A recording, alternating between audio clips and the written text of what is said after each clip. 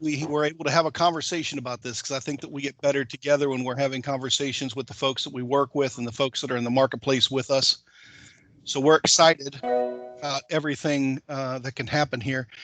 Just a little housekeeping, couple of housekeeping notes. If you're, we're going to give everybody a chance to talk later on. So if you can mute yourselves now, that will go ahead and allow us to keep a little bit more focus here and stymie some of the background noise that could come up.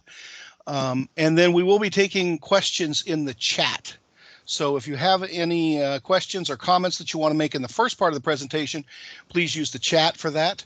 And then we will move on and have actually hopefully a time for us to discuss things. My name is Bert Walther. I'm an executive project manager for the Celerity Group, and it's a privilege to be here. I've had about 15 years of experience doing project management in Central Kentucky, and it's really excited about working with Cole on this project here. So looking for a good day. Cole, you want to introduce yourself? Yeah, my name is Cole Guthrie. I'm a junior project manager at the Celerity Group, and don't have quite as much experience as Bert and the rest of the team, but it's been good learning alongside them, and fun working with Bert, kind of getting this little internal project kicked off here, which is the new normal. So good. Well, we always like to kind of do the mall map and locate ourselves where we're at. This is a moment that's full of all kinds of volatility and uncertainty and complexity and ambiguity. And I think one of the things that we really crave when we get up every morning is having the ability to, have a little bit of vision and understanding and clarity, and know how we need to be agile with our business to move forward. So hopefully we can do that. And that can be a part of this conversation, one of the outcomes. Today is 1 month from when they started the national emergency or declared the national emergency. Before that, we were really episodic in what we did. We all got up, we went to work, we did the same things, we did it with the same people, and we knew how to get things done. And then all of that changed, and we found ourselves really kind of working hard to deliver essential responsibilities, to adapt our processes, to transform how we operate. What excites me is the fact that there's some real value that I see coming out of this. And it's how can we identify that value? How can we identify those opportunities? How can we sustain the good of this moment for the future of our business as we go forward? And that's really the opportunity that we'd like to talk about today. Yeah, so I'm sure everybody can relate to this picture here. We've got, people are having to get resourceful and creative, and in a time where not all of us were so prepared to, work from home. At Celerity, we're kind of used to this working from home thing. I've got a setup of 3 or 4 monitors here at my house, and finally got my internet connection figured out, and everything's running pretty well. But not everybody has that. So if you were told, well, we're not going to come in Monday, everybody's going to have to work from their laptop, you've got these situations. So we've got a guy working from the hallway, from his bedroom, using a laundry hamper as a desk. I mean, it's really a time where we're having to get creative to make things work. Yeah, Cole, as I look at this picture, I'd really, kind of give anything to see the meeting effect that would be there for a Zoom meeting or a Teams meeting once that washing machine went into a spin cycle. I bet you we could patent that and really have some fun with that. It could provide for so many moments of jocularity, I guess, as we look at it. Yeah.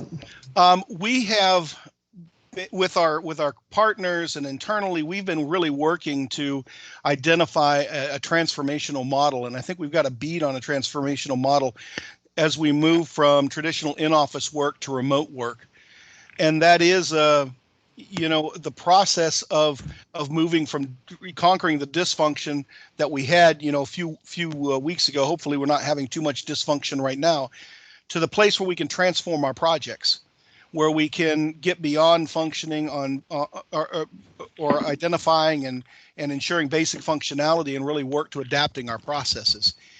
I would remind everybody this, or in my mind, this is kind of like an odometer or a tachometer or speedometer, not an odometer, but a speedometer or a tachometer. So there's some variableness here. We could be adapting a process at one moment and immediately uncover something that we thought was functional, but is indeed dysfunctional. We don't have all the functionality that we need. So we have to address those moments. And so we can be back and forth. Hopefully over time, we'll get to the right side of this and we'll be working at level 2, 3, and 4 on a regular basis. The engine that really drives this, though, are the people and the processes and the tools that we have in place. Not all of those may be fit for this moment. We may be implementing new tools. We may be retraining people. We may be working with our processes to make sure that we can focus the attention on the 80% that, or the 20% that can provide value, doing the work, the 20% of the work can provide 80% of the value.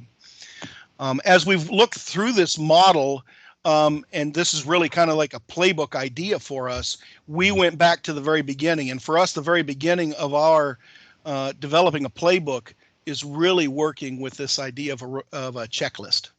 What are the things that we need to ensure are happening on a regular basis or have happened so we can go on to other things that need to be done? We've broken that down into the people and processes and tools, but we found out there was one that needed to be added, so we'll start with that one, and that's really management. There are some management activities out there. Those management activities, we may need to get to information that we did not need 30 days ago. What does it mean for us to work remotely, have time off when we have remote workers? What are the policies that we need to be aware of? We need to work diligently to make sure that we have the operational, understanding of how the organization wants to handle this moment. Beyond that, though, this is one of those moments where we can have these intentional conversations to continue to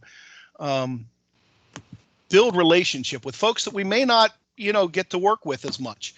Our security folks. We need to make sure that we've got good security throughout our organization. We may be talking more with support than we ever had because support was just there, but now we have to be intentional about it. Even with our leadership teams, we have to get there.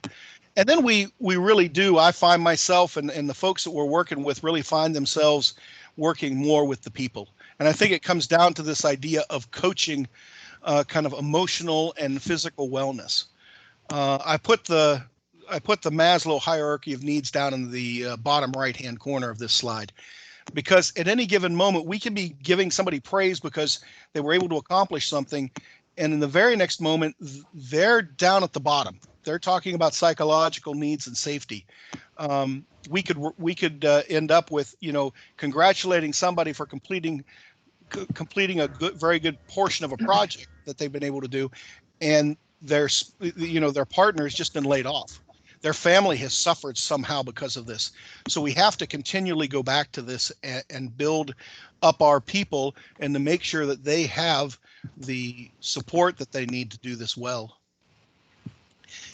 At the end, though, it comes down to us trusting our employees. Hopefully, we all have teams that we can trust. Hopefully, we've got good communication in place to begin with. And so when we even have to have some hard conversations, we've got the everything in the bank that we need to have those hard conversations. But it comes down to trust. We're going to talk just a little bit more about that later on. Before we do that, I'd like to go on and talk about the rest of these areas. Yeah, so then we get down to these checklists for processes and tools. Bert, if you want to go ahead and just click the tools. So how are we going to accomplish the necessary work? How are we going to communicate out guidelines, goals, deadlines for our employees, and how are we going to track operational priorities? I think something we talked about earlier was the functionality first mindset. So you've got somebody who's storing documents and files that are, let's say, proprietary to the organization in their personal Dropbox or Google Drive. And, that's not necessarily the right process, but that's how people know that's what people have been used to doing. So they're going to do what works. As far as tools goes, do we have the appropriate tools to get the work done? Do we have Microsoft Teams? Does everybody know how to use Microsoft Teams?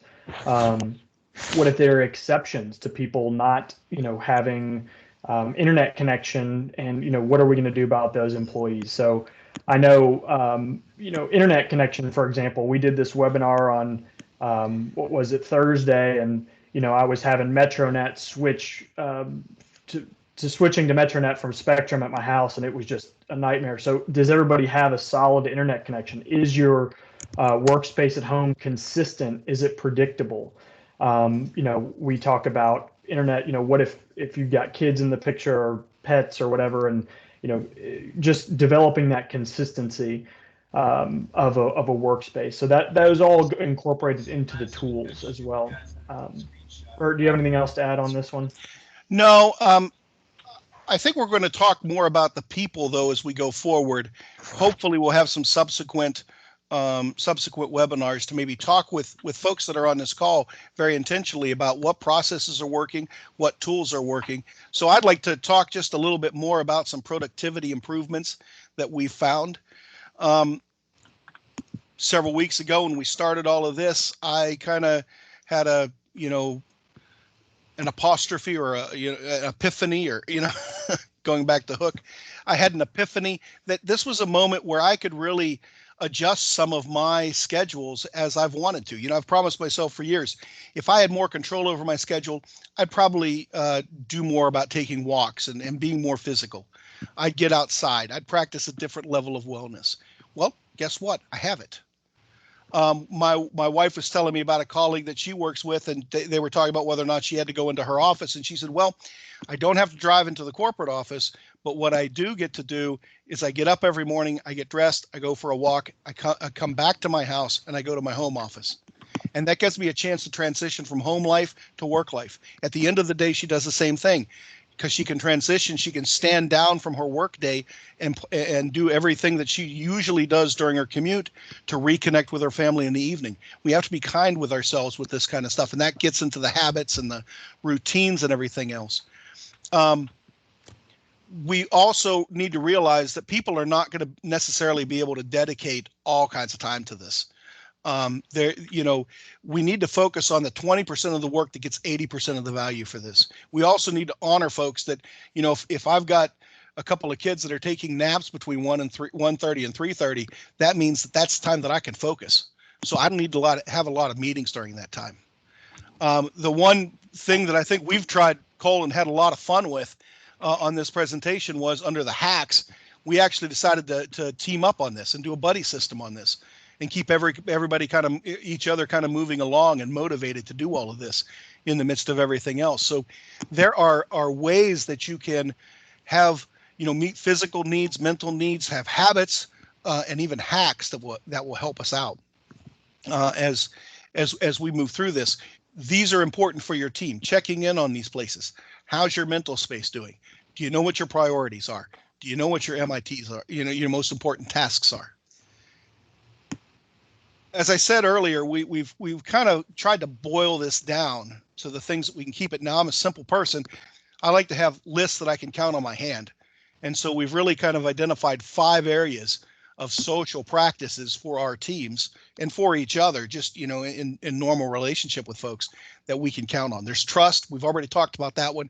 There's connection and having space to do that. We've had some fun moments with that at Celerity. We're going to talk more about empathy in just a minute. There's flexibility. And then we get to technology. Technology is something that can actually subtract from a situation. If the technology wasn't going well here, I can guarantee you that I would not be, emotionally well. There'd be a lot of stress in this moment. The value that Celerity is offering to folks would be eroded if technology's not there. So technology is definitely a part of it. When we get back to practicing this empathy, though, and we really talk about it with folks, it comes down to this idea of, are we willing to take time to listen thoughtfully? You may have had a 15 minutes with each of your direct reports, just as a standard practice, a time to check in. Maybe it was just management by walking around. Right now, that may need to increase to an hour. We may need to take more time. You may listen to a call and say, listen, I need to dip in with this person because they really need somebody to listen to them. There's a lot going on. We were working with a partner last week and she was going through a lot. And so we just, several of us took some time, and I think that it was good for us to do that. On top of thoughtful listening, though, we have to have this intentional actions. We can tangibly get to people. We can give some folks the kindness and the attention that is helpful for them to do more than just survive in this moment. I can remind everybody to put your microphones on mute if you're not using them, because we're getting some background noise here. Cole, you've put together a couple slides here about some further information, and this will kind of allow us to transition into the conversation that we're getting ready to have. Yeah, so here's some additional resources on managing a remote workspace. So these are all available on our website, celerity.com. So the top three are our latest blog post from our staff regarding tips and tricks on what methods we use and tools we use for working remotely and staying on top of things. We also have some other webinars and seminars on time management and effective virtual communications. All that information is also available on our website, celerity.com. Also have some additional resources from the CDC for national and local statistics on the current situation as up to date as possible.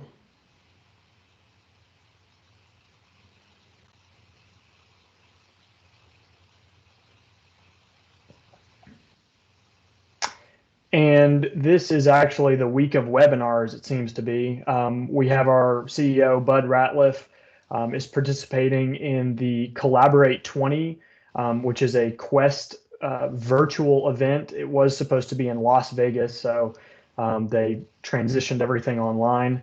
And here are the three topics: shift happens, time management, and growing stronger. All of this information is also available on our website, celerity.com/webinars. That should be exciting. Bud's getting ready to, he would be on our call today, but he's getting ready to do one here at 2 o'clock. So I think he's preparing, but it's very exciting and looking forward to seeing what comes of those.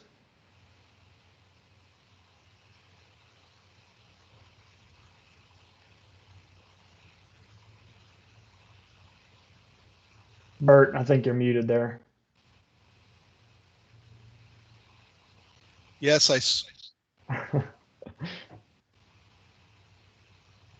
by the end of this, we'll all learn how to use our mute buttons correctly.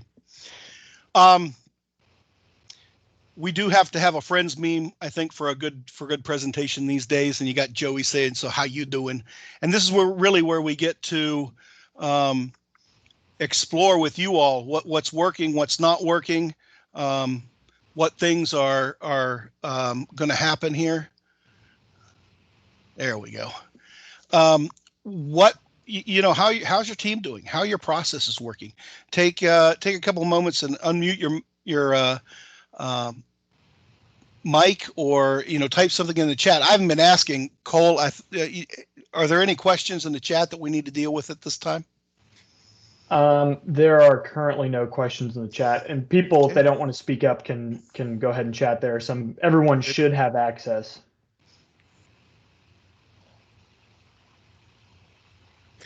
Well, this is Terry at KLC. I mean, I'm really proud of, I guess, the way that we as an organization have, scrambled around and responded to this. We have a great IT staff, and although it was a surprise to everyone, they were very quickly able to accommodate folks to give us all the technology and connectivity that we needed to work from home.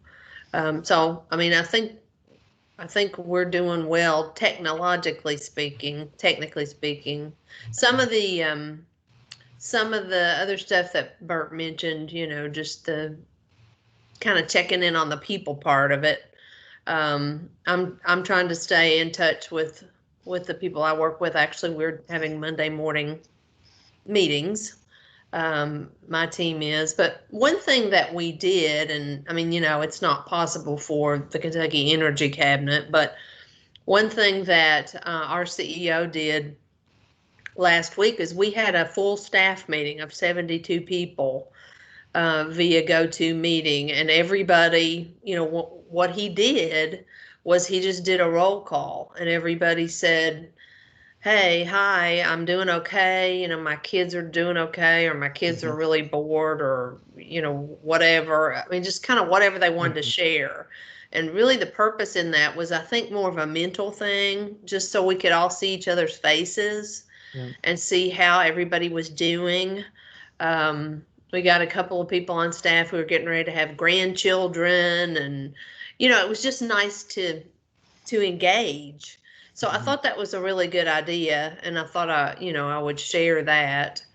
And we also decided as an organization that we would call all of our member cities, 400, around 400 cities. So our staff divided up and called every mayor, council person, city clerk over the course of about 2.5 weeks. We all took about 25 people and called them just to see how they were doing.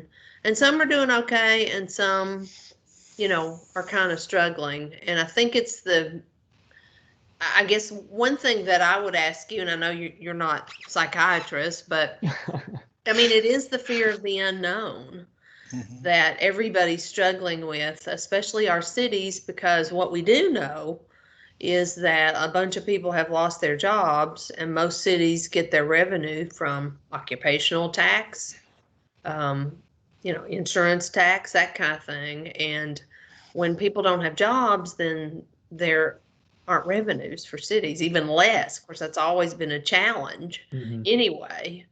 But that's one thing that I would ask you, just as project managers and people who specialize in organizations, is what's the message there? I mean, how do you manage the fear of the unknown?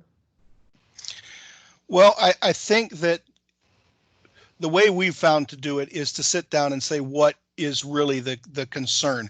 And you've done a very good job. I actually work with a couple of the cities, and so you're not telling me anything I haven't heard. What is this going to look like? And this is not a quick fix, right? We're talking about what's going to happen over the next 2 and 3 years. Right. And so helping them look at the systems that they're using, where can they work with their vendors to control spend? How can they understand how their processes can work in such a way that they conserve cash in this moment? And at the same time, how can they ensure that the people who've had all these years of service just don't get swept away in the midst of all this? This is a complex problem. There are a battery of questions that we can ask, that you can go through the business analysis side of it. You can go through organizational change on this. But, sometimes it's just a lot of very good but hard conversations that we need to have. And there needs to be a level of transparency there. The one thing that I would say is that sometimes the inner circle tends to have, 20 or 30 conversations, and then everybody else gets only 2 or 3. And they don't understand how, what decisions have to be made and why those decisions need to be made. So having some transparency there in the process, and using that to build trust and understand that they're looking at everybody right now. Is it possible for everybody to take a limited pay cut to keep everybody employed instead of furloughing a group of people? There are a lot of options here. I would hesitate to speak directly to anything without knowing the situation. But I trust our people. I trust the creativity of folks. I know the vendor partners that are in cities and that are working with them.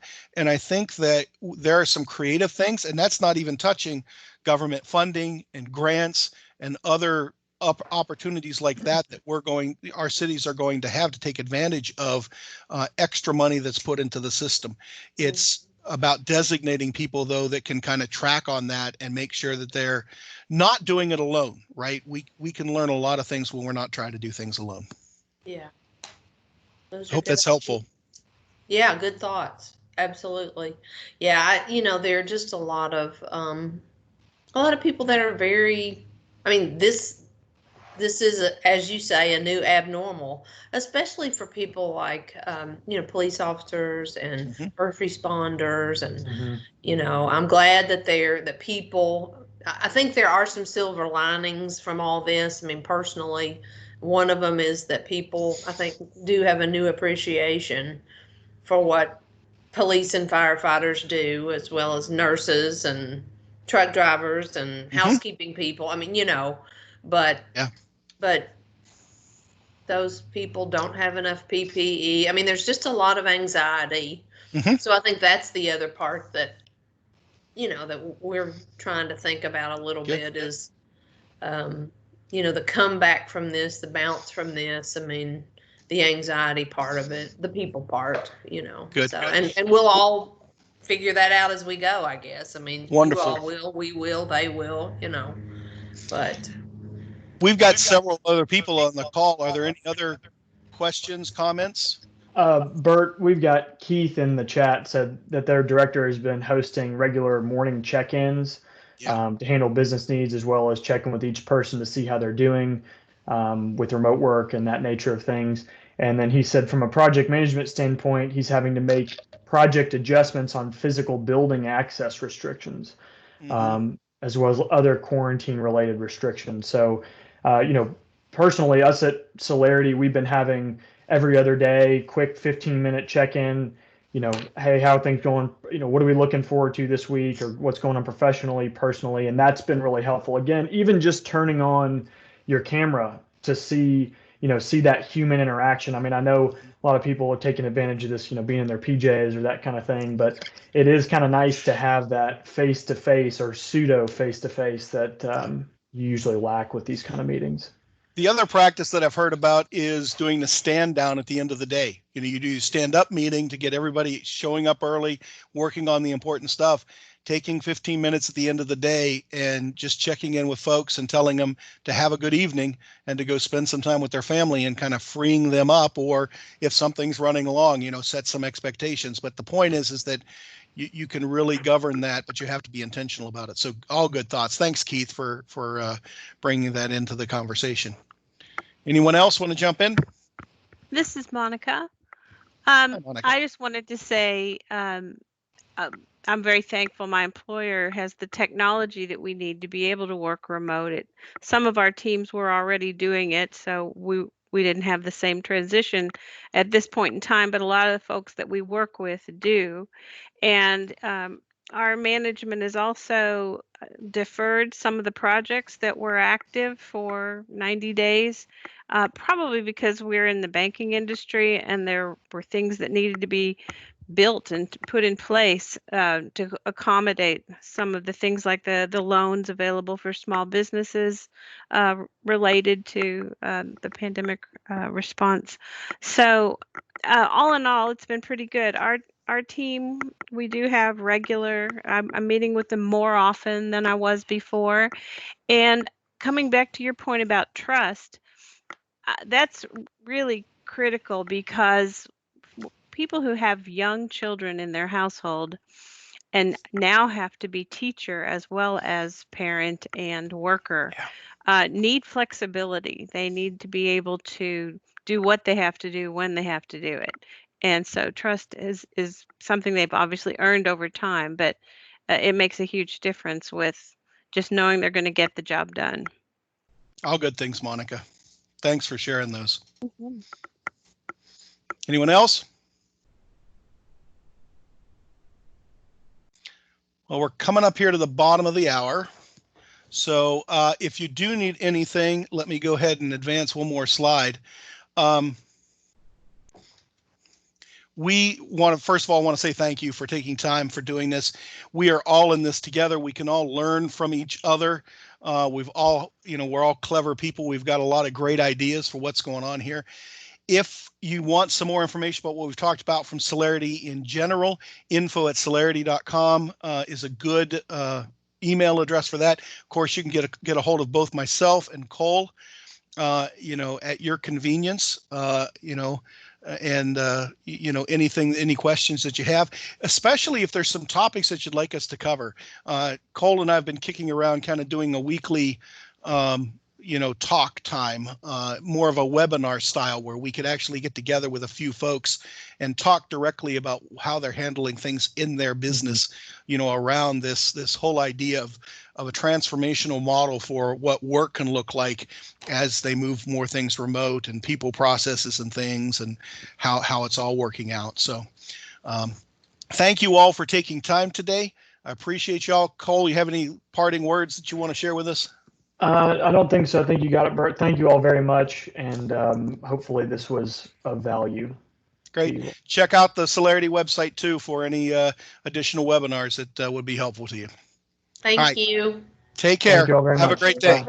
Bye-bye. Bye.